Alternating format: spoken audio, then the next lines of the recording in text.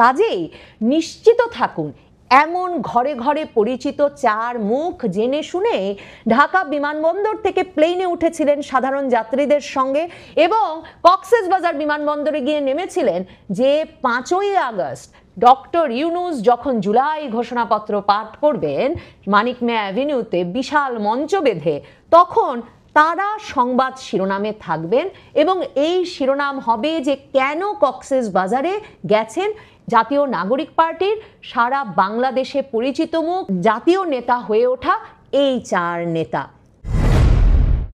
জাতীয় নাগরিক পার্টি বা এনসিপি তারকা নেতৃবৃন্দের কক্সবাজার ভ্রমণ নিয়ে কথা না বাড়িয়েই পারছি না।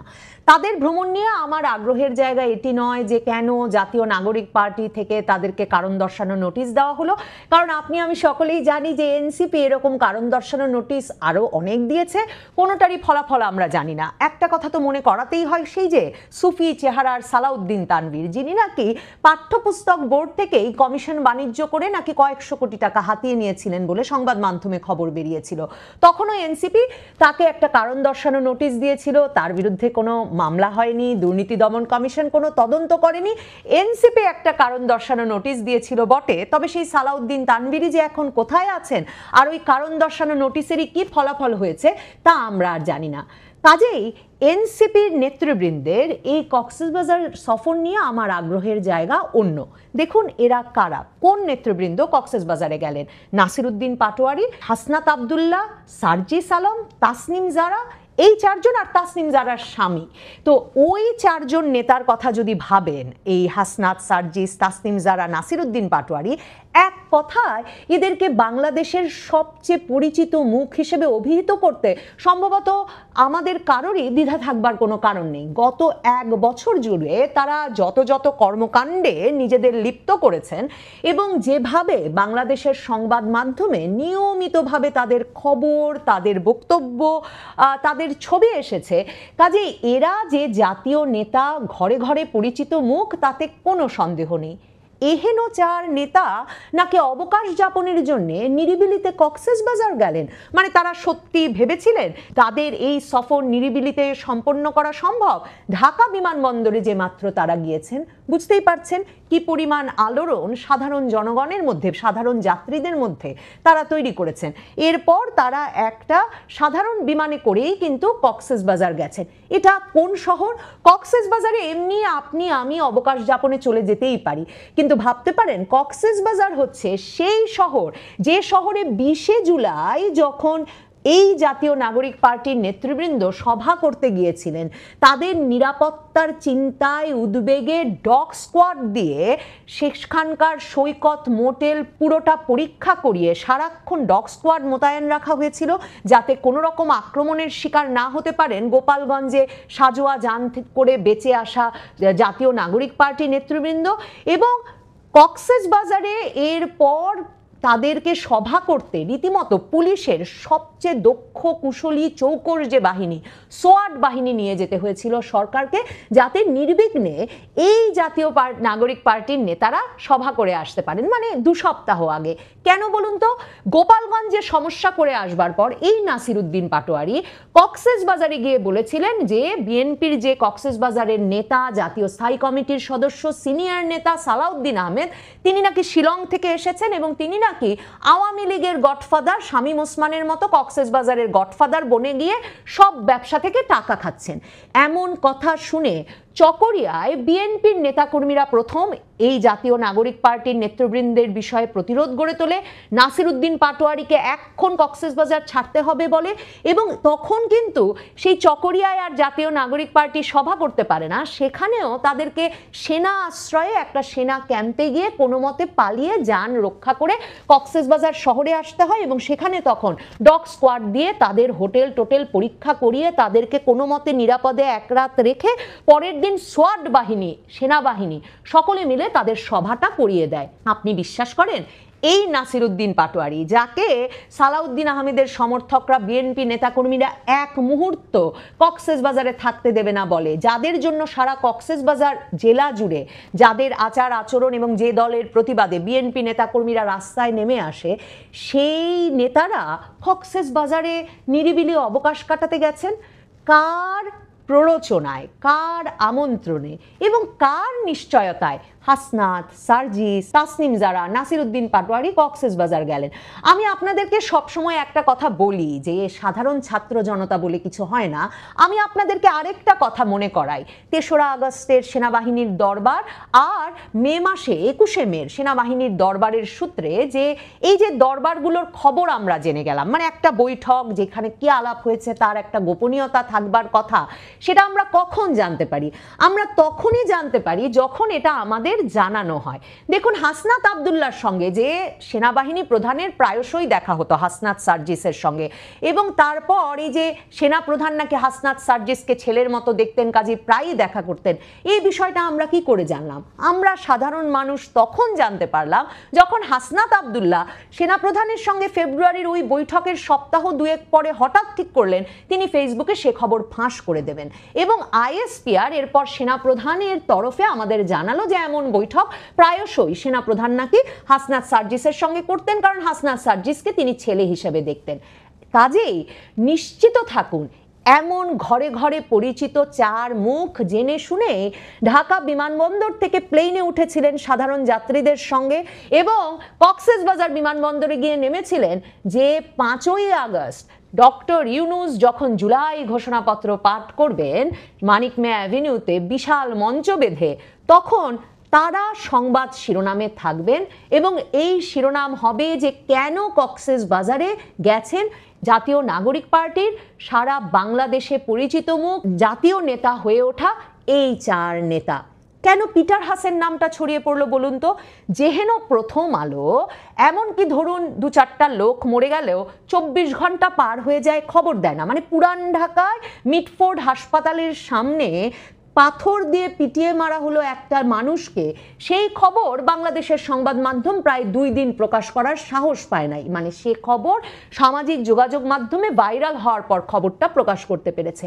সেহেন প্রথম আলো ডক্টর ইউনূসের বিরাট মঞ্চ বাঁধা জুলাই ঘোষণাপত্রের অনুষ্ঠানমালা চলছে, আর তারা খবর দিয়ে দিচ্ছে যে চারদিকে গুঞ্জন জাতীয় নাগরিক পার্টির নেতারা নাকি পিটার হাসের সঙ্গে বৈঠক করতে কক্সবাজারে গেছেন।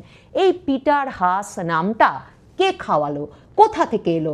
কেন আমাদেরকে এটা জানানো প্রয়োজন হয়ে পড়লো যে পিটার হাস আছেন মার্কিন যুক্তরাষ্ট্রের যেই রাষ্ট্রদূত জুলাই আগস্ট আন্দোলনে কিংবা হাসিনা বিরোধী সরকার বিরোধী আন্দোলনে ২০২২, ২৩, ২৪-এ সবচেয়ে গুরুত্বপূর্ণ ভূমিকা পালন করেছেন, যিনি এহেন গুরুত্বপূর্ণ ভূমিকা পালন করেছেন মার্কিন পররাষ্ট্র দপ্তরকে ভিসা রেস্ট্রিকশন সহ বিভিন্ন অবরোধ বাংলাদেশের আওয়ামী লীগ নেতা কর্মী, সরকারি প্রশাসনের কর্মকর্তা, গণমাধ্যম কর্মীদের ওপর আরোপ করে, যে আপনাদের মনে থাকবে এমনকি ভারতের পররাষ্ট্র মন্ত্রণালয় থেকে মার্কিন যুক্তরাষ্ট্রকে বলা হয়েছিল যে এটা ভালো হচ্ছে না যে মার্কিন রাষ্ট্রদূত নাক গলাচ্ছেন সরাসরি এতটা প্রকাশ্যভাবে বাংলাদেশের রাজনীতি নিয়ন্ত্রণ করতে।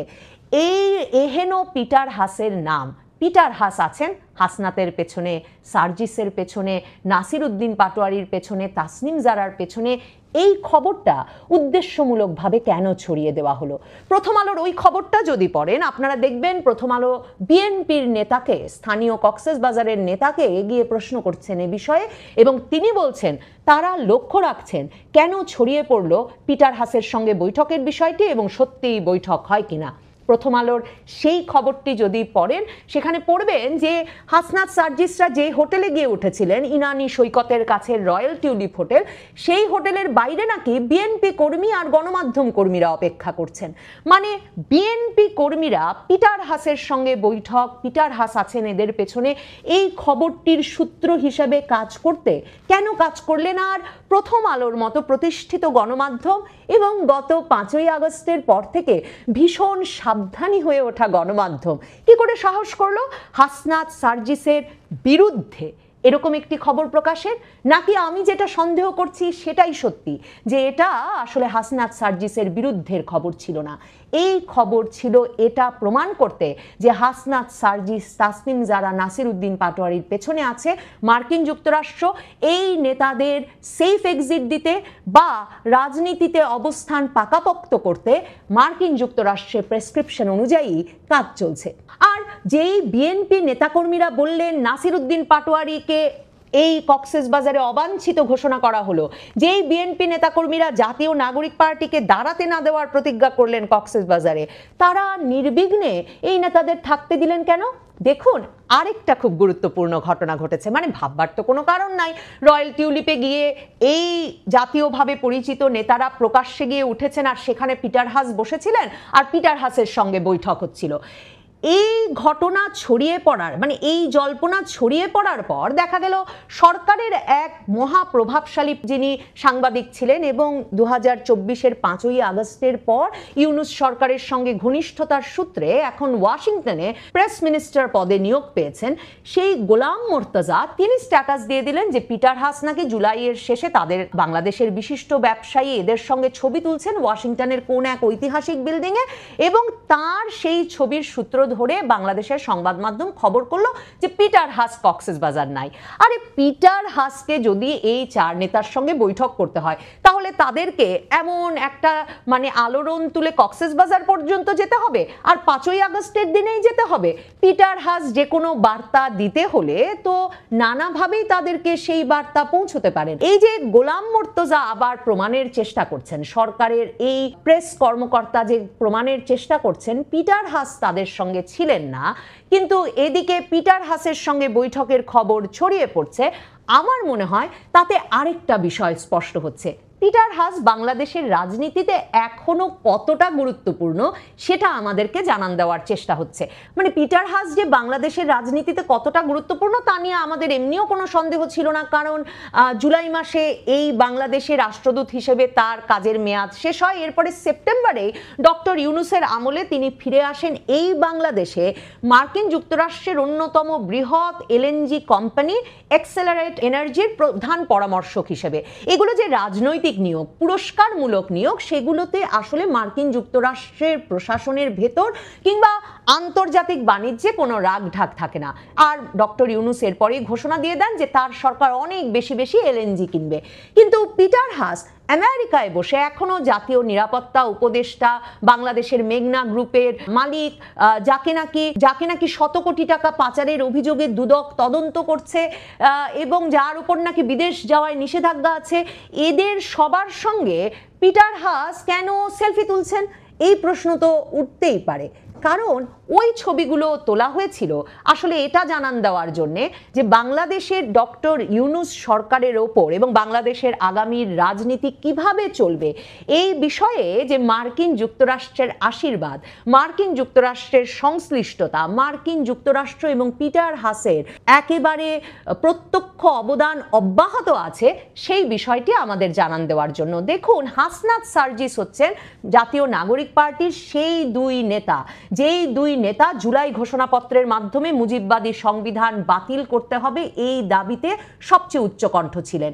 অথচ মুজিববাদী সংবিধান বাতিল করা বিষয়ে কোনো আলাপ হলো না জুলাই ঘোষণাপত্রে। হাসনাত সার্জিস আজ পর্যন্ত তা নিয়ে কোনো হতাশাও প্রকাশ করেননি, তা নিয়ে কোনো বক্তব্যও দেননি। তার মানে জুলাই ঘোষণাপত্রে সংবিধান বাতিল হবে না এটা আগেই হাসনাত সার্জিসকে কোনো না কোনো পক্ষ মানিয়ে নিয়েছেন। তো সংবিধান বাতিল না হলে এবং জুলাই ঘোষণাপত্রটি এমনকি সংবিধানে সন্নিবেশিত হওয়ারও কোনো প্রতিশ্রুতি ডক্টর ইউনূসের তরফে পাওয়া না গেলে এই হাসনাত সার্জিসরা বাঁচবেন কি করে? এই তাদের এই মৃত্যু ভয়ের কথা বলেই তো হাসনাত সার্জিসরা এতদিন বলে আসছিলেন যে কোনোভাবে জুলাই ঘোষণাপত্রের মাধ্যমে সংবিধান বাতিল করতে হবে। আমার মনে হয়